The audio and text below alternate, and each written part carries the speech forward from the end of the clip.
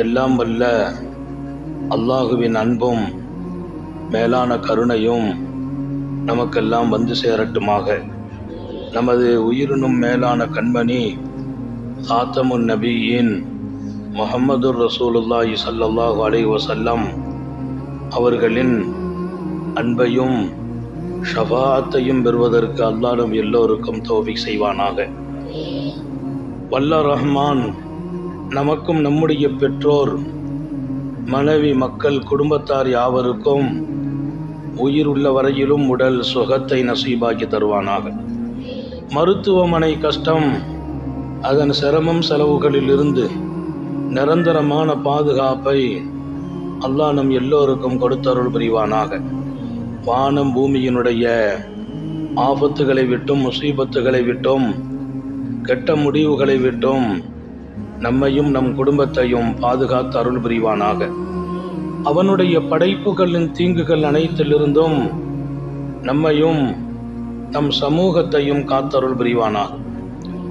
அல்லாஹ்வின் பேரருளால் சிறப்பான நம்முடைய இந்த நிறுவனம் மதரசா சங்கைமிக்க நமது அன்பு சகோதரர், எப்போதுமே நம்முடைய நினைவிலும் துஆவிலும் இருக்கிற சல்மான் ஆலிம் ஹதரத் பெருந்தகை மிகுந்த அக்கறை, கவனம், ஊக்கம், ஒரு நல்ல நிறுவனம் உண்டாக வேண்டும் என்கிற உயர்ந்த ஆசை, இங்கே சனது கொடுக்கிற ஒரு சந்தர்ப்பமோ ஆரம்ப சந்தர்ப்பமோ இங்கே வர முடிந்தது. ஹதரத் அவர்களுடைய அழைப்பிலே இன்றைக்கு இவ்வளவு அதிகமான மாணவர்கள், சங்கைமிக்க பேராசிரிய பெருமக்கள், அல்லாஹ் எல்லோருக்கும் சிறந்த பகரம் வழங்குவானாக. ஹதரத் அவர்களினுடைய அன்பு துணைவியாரின் கபரை சொர்க்க பூங்காவாக்கி வைப்பானா, ஜன்னத்துல் ஃபிர்தௌஸை தங்குமிடமாக்குவானாக. ஹதரத் அவர்களுக்கு ஆறுதல் அவன் வழங்குவதோடு மிகச்சிறந்த எதிர்காலத்தை, அழகிய பகரத்தை அவன் புறத்திலிருந்து வழங்குவானாக. நம்முடைய கல்வி வளத்தை விசேஷமாக்குவானாக. நான் அன்பு மாணவர்களுக்கு ஒரு இரு செய்திகளை மாத்திரம் ஹதரத் அவர்களின் வேண்டுதலால் ஞாபகப்படுத்துவேன். கல்வி காலம் ஒரு பொற்காலம். இப்போது நாம் பெறுகிற அனைத்தும் அனைத்து காலத்திலும் இருக்கும். இங்கேதான் நான் எல்லாம் பெற வேண்டும். நான் நல்ல குணத்தை மதரசாவிலே பெறுகிறேன், கல்வியை பெறுகிறேன், பணிவிடையை பெற்றேன், வணக்கத்தையும் மதரசாவிலிருந்தே பெற்றேன். நான் துஹா தொழும் பழக்கம் எனக்கு வந்தது. என் உஸ்தாது பெருந்தகை அல்லாமா ஷம்சுல் ஹுதா ரஹ்மத்துல்லாஹி அலைஹி காலையிலே மதரசா வந்தபோது தொழுதுட்டு தான் அமருவாங்க. இன்றைக்கு எனக்கு முதல் பாடம் புகாரி ஷரீஃப். மதரசா உள்ளே நான் வருவேன், என் மாணவர்கள் எனக்காக முசல்லா விரித்திருப்பார்கள், பட்ட வகுப்பு மாணவர்கள். வந்தால் ஹதரத்து தொழுதுட்டு தான் உட்காருவார்கள் என்று மக்கள் இன்றைக்கு மாணவங்க புரிஞ்சாங்க. நான் அதை படித்த இடம் எங்கள் ஜாமியா மிஸ்பாவுல் ஹுதா நீடூர். அன்பு மாணவர்களுக்கு சொல்கிறேன், நமது ஒழுக்கத்தை நீண்ட காலம் தீர்மானிக்கிற இடம் மதரசா. நமது கல்வியை உலகத்திற்கே கொண்டு சேர்க்கிற இடம் மதரசா. நான் மிகுந்த வணக்கமுடையவனாக, ஒழுக்கம் சார்ந்தவனாக இங்கே தான் உருவாக்கப்படன். இது வெறும் கல்வியை தருகிற இடம் அல்ல, ஒழுக்கத்தோடு சேர்ந்த கல்வி. கல்வி பரக்கத்தா எப்பவும் இருக்கிறதுக்கு ரெண்டு விஷயத்தை ஞாபகப்படுத்துவேன். ஒன்று, நமது பணிவு. எப்போதும் பணிவு என்கிறது நமது சொத்தாக இருக்கணும். அல்லாஹ் நம்ம வாழ்க்கையை உயர்த்திக்கிட்டே இருப்பான். கல்வியிலே, அந்தஸ்திலே, எதிர்கால சூழலிலே. மந்தவாலா ரஃபாஹுல்லா, நீ பணிகிற போதெல்லாம் அல்லாஹ் உயர்த்துவான். உயர்கிற போதெல்லாம் பணிய வேண்டும், உயர்கிற போதெல்லாம் பணியணும், பணியும் போதெல்லாம் அல்லாஹ் உயர்த்துவான்.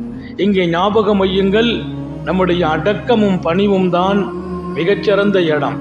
வல்லல் நபி ஸல்லல்லாஹு அலைஹி வஸல்லம் தன் தோழர்களை ஒரு முறை பார்த்து கேட்டார்கள், ஏன் உங்களிடத்தில் நான் வணக்கத்தின் சுவையை பார்க்க முடியவில்லையே என்று கேட்கிறார்கள். என்ன நாயகமே அந்த சுவை? எம்பெருமான் சொல்வார்கள், அதுதான் உங்கள் பணிவு என்பார்கள். பணிவுக்கு பின்னால் என் வணக்கமும் சுவையாக மாறுகிறது. அல்லாஹ் எல்லாருக்கும் தௌஃபீக் செய்வானாக. அதனால எல்லாரும், ஒரு மாணவர் இன்னொரு மாணவர்கிட்ட பணிவாக நடக்கணும், உஸ்தாதுகள்கிட்ட பதிவாக நடக்கணும், நிர்வாக பெருமக்கள், இங்கே பெருமக்கள், ஜமாத்து யார் வந்தாலும் பணிவாக நடக்கணும்.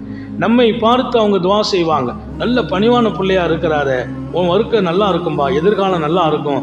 அந்த துவா நம்மை நின்று வாழ வைக்கும். இப்போ எப்பவும் வீட்டில் போனாலும் பணிவு தான் வெளிப்படணும்.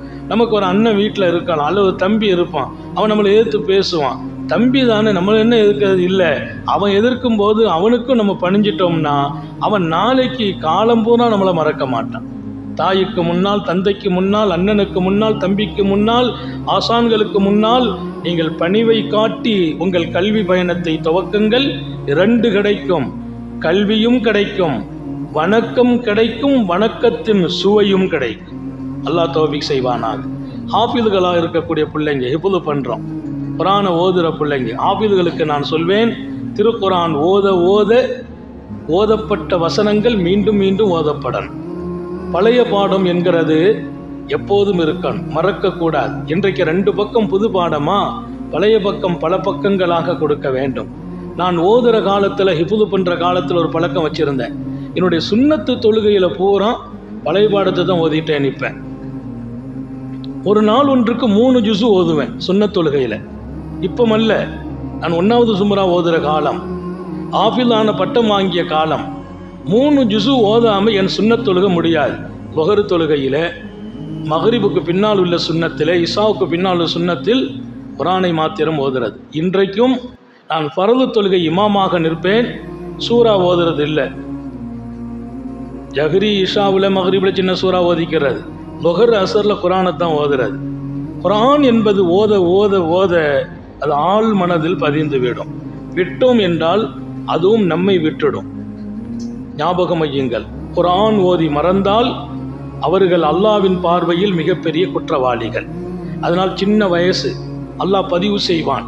பதிவு செய்த பாடம் மறக்கக்கூடாது. ஊருக்கு போனாலும் ஓதிக்கிட்டே போகணும், பஸ்ஸில் ஓதணும், காரில் ஓதணும். என்னுடைய பயணங்கள் எல்லாம் குரான் ஓதிக்கொண்டே இருக்கிற ஒரு வாழ்க்கை. நான் ஒரு காலமெல்லாம் இருந்தது, தினமும் 10 ஜுசு ஓதிடுவேன். 3 நாளில் ஒரு குரான் முடிச்சுக்கிட்டே இருப்பேன்.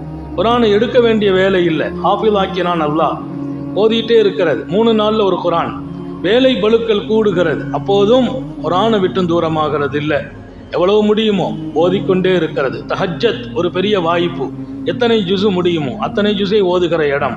பெருமானார் ஸல்லல்லாஹு அலைஹி வஸல்லம் குரான் ஓதும் வாய்ப்பு தஹஜ்ஜத்தில் என்றார்கள். அதையெல்லாம் என் அன்பு திருக்குரானை ஓதுகிற பிள்ளைங்க கவனத்தில் வையுங்கள்.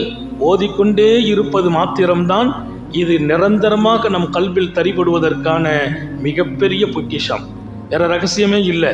பழைய பாடம் புது பாடம் கூட ஒரு நாளைக்கு மிஸ் ஆகலாம், பழைய பாடம் மிஸ் ஆகக்கூடாது. பழைய பாடம் என்பது ஆணிவேர், ஓதுனதை மறக்கக்கூடாது. ஆழமாக வையுங்கள். ஹாஃபீஸ்கள் கவனம் எடுங்க. குறைந்தது ஒரு நாளைக்கு 3 ஜுசுக்கு குறைந்து ஒரு ஹாஃபிஸ் ஓதினால் அவர் ஹாஃபிஸ் என்பதற்கு பொருள் கிடையாது.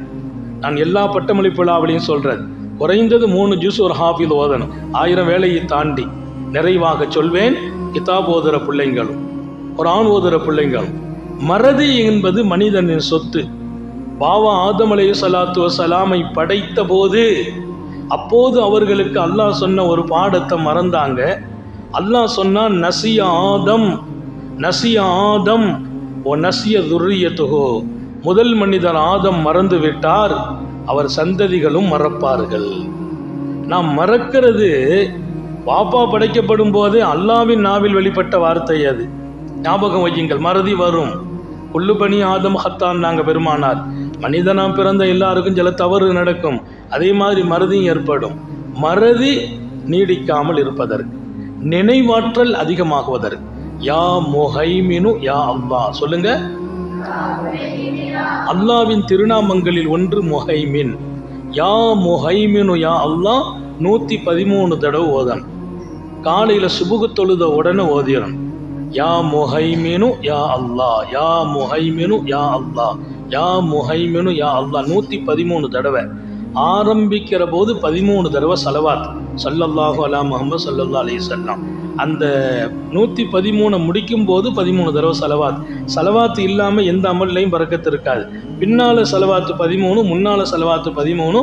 யா முஹைமின் யா அல்லாஹ் 113 ஓதி கையில் ஊதி உடம்புல தடவிட்டு நெஞ்சில் தடவி துவா செய்யணும். என்னுடைய வாழ்க்கையில் மறதியே இல்லாமல் அல்லாஹ் பாதுகாப்பாயாக, நினைவாற்றல் பக்காவாக பலமாக ஆகும் என்று நமது மார்க்க பெருமக்கள் குர்ஆனின் ஒவ்வொரு வார்த்தைக்கும் அல்லாஹ்வின் ஒவ்வொரு இஸ்முக்கும் பொருள் எழுதும் நன்மக்கள் பதிவு செய்வார்கள். அல்லாஹ் நம்முடைய நினைவாற்றலையும் அதிகப்படுத்துவானாக. இந்த மதரசா கியாமத் வரைக்கும் நடக்க செய்வானாக. இங்கிருந்து பட்டம் பெறுகிற ஹாஃபிதுகளை, இங்கிருந்து மார்க்க கிதாபுகளை படிக்கிற பிள்ளைகளை எதிர்காலத்தில் துலங்கச் செய்வானாக.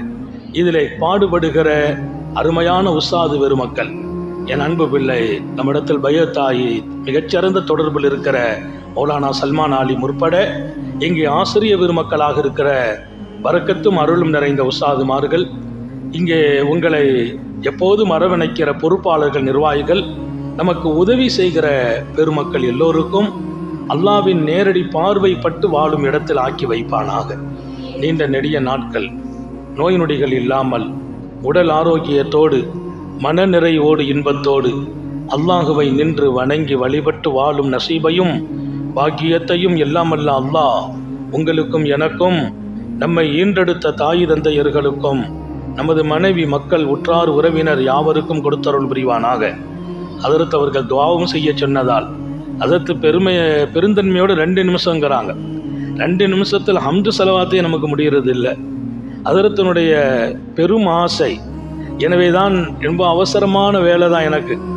நான் நேரடியாக ஹதரத்தை பார்க்கணும். தாசியத் அது சொன்னாங்க, தெரிஞ்சால் நான் ஓடி வந்திருப்பேன்னாங்க. இல்லை, அவங்களுக்கு தாசியத் என்பது குடும்பத்தில் ஏற்பட்ட இழப்புக்கு ஆறுதல் சொல்லணும். அது போய் சொல்கிறதும் கூட நபியின் சுன்னத். நாம் தான் முன்மாதிரி. எனவே ஹசரத் அவர்கள்ட்ட சொன்னேன், நானாக வர வேண்டும். இங்கே எங்களுடைய அன்பு சகோதரர் பாபுஜி ஹலீம் பாய் எங்கள் கூடயே இருப்பார் ஹிதுமத்தில். நம்ம இங்கேருந்து ஒரு 300 மைலுக்கு அங்கே வந்தாலும் அங்கே காரில் வந்து நிற்பார். இந்த ஷேக்குக்கு பின்னால் தன்னை அழித்து கொள்கிற வாழ்க்கை எடுத்த பிள்ளைங்க அல்லாஹ் ரபுல் ஆலமீன் அவங்களும் சொன்னாங்க, உடனே சந்திச்சிருவோம். ஹதரத் அவர்களின் சந்திப்பு, ஹதரத்துடைய ஆசை என்னை மட்டும் சந்திக்கிறது இல்லை, எங்கள் பிள்ளைங்களுக்கெல்லாம் துவா செய்யுங்க. எனவே துவாவாகவும் ஆக்குவேன். அல்லாஹ் நம் யாவருக்கும் நீண்ட ஆயுளை தருவானாக, நோயற்ற வாழ்வை தருவானாக, குன்றாத சுகத்தை தருவானாக, நிரப்பமான ஈமானை தருவானாக, கடுகளவு அவன் மீது சந்தேகம் வராமல் பாதுகாப்பானாக, அவன் வல்லமையை நம்ப வைப்பானாக, அவனிடத்தில் கேட்டு பெறுவதில் இன்பத்தை தருவானாக, அவனோடு முனாஜாத் பேசுகிற வாழ்க்கையை தருவானாக.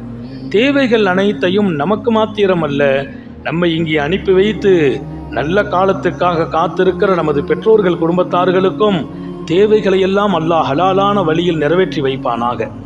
நம்முடைய வாழ்க்கையை மகிழ்ச்சியாகவும் மங்களமாகவும் ஆக்கி வைப்பானாக. எதிர்காலத்தை நமக்கு அல்லாஹ் சுடர்விட வைப்பானாக. அவன் விரும்புகிற வாழ்க்கை, அவன் பொருத்தத்தை பெறுகிற வாழ்க்கை, அவன் அதிருப்தியை விட்டும் விலகி நிற்கிற வாழ்க்கையை தந்தருள் புரிவானாக. நமது உயிரினும் மேலான கண்மணி ஹாத்தமுன் நபியின் சர்க்காரை ஆலம் சுந்தர நபிகள் ஸல்லல்லாஹு அலைஹி வஸல்லம் அவர்களை கனவிலும் நனவிலும் கண்டுகளிக்கும் பெரும் பாக்கியத்தை அல்லாஹ் நம் எல்லோருக்கும் கொடுத்தருள் புரிவானாக என்ற நல்ல துஆக்களோடு உங்கள் எல்லோருடைய துஆவை ஆதரவைத்து, குறிப்பாக உஸ்தாதுமார்கள் மௌலானா சல்மான் ஆலிம் உட்பட அத்தனை பேர்களின் பரக்கத்தும் அருளும் நிறைந்த துஆவை ஆதரவைத்து என் வார்த்தைகளை நிறைவுபடுத்துகிறேன். வாஹிரு தாவானா அல்ஹம்துலில்லாஹி ரப்பில் ஆலமீன். அஸ்ஸலாமு அலைக்கும் வரஹ்மத்துல்லாஹி.